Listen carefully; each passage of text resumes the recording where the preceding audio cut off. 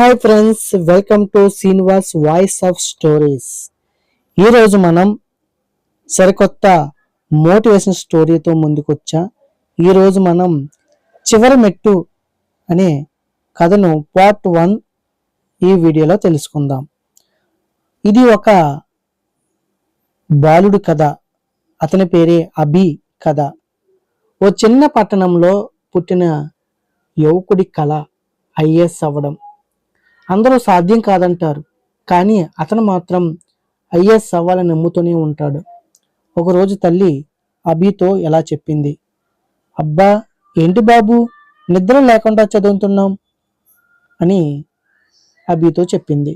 అభి ఇలా తల్లితో అంటున్నాడు, అమ్మా ఐఏఎస్ కావాలంటే ఆ మాత్రం చదవాలి, దేశం కోసం పని చేయాలనిపిస్తుంది. తల్లి అభితో ఇలా అంటుంది నవ్వుతూ, నువ్వు చేయగలవు బాబు, నీ ఆత్మవిశ్వాసమే నీ శక్తి.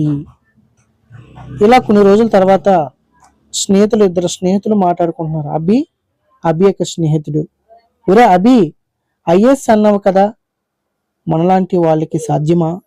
నీ బట్టలు చూసి ఎవరైనా నమ్ముతారా అని అభి స్నేహితుడు అభితో చెప్పాడు. ఇలాంటి మాటలే అభిని కొంత నెమ్మదిగా వెనక్కి లాక్కొచ్చే, కానీ కళ మాత్రం ఉండిపోయింది. ఇలా కొన్ని రోజులు గడిచిన తర్వాత పరీక్షా ఫలితాలు వచ్చాయి. మొదటి ప్రయత్నం విఫలమైంది. ఫలితాలు పేపర్లో అభి పేరు ఎక్కడా కనిపించలేదు. అభి నిదానంగా తల్లివైపు చూస్తూ, అమ్మా సారీ, ఈసారి కుదరలేదు. తల్లి ఆత్మస్థైర్యంగా అభితో ధైర్యంగా చెబుతుంది, పొద్దున్నే సూర్యుడు మళ్ళీ పుట్టినట్లే నీ ప్రయత్నం మళ్ళీ మొదలవుతుంది బాబు అని అభితో చెప్పింది తల్లి. కళ ఓ చిన్న పదం కాదు, అది మన బతుకు. ఓసారి విఫలమైన నిజమైన విజేత మళ్ళీ లేచి నిలబడతాడు. ఇంకా అభి ప్రయత్నంలో ఎన్నో మలుపులు ఉన్నాయి.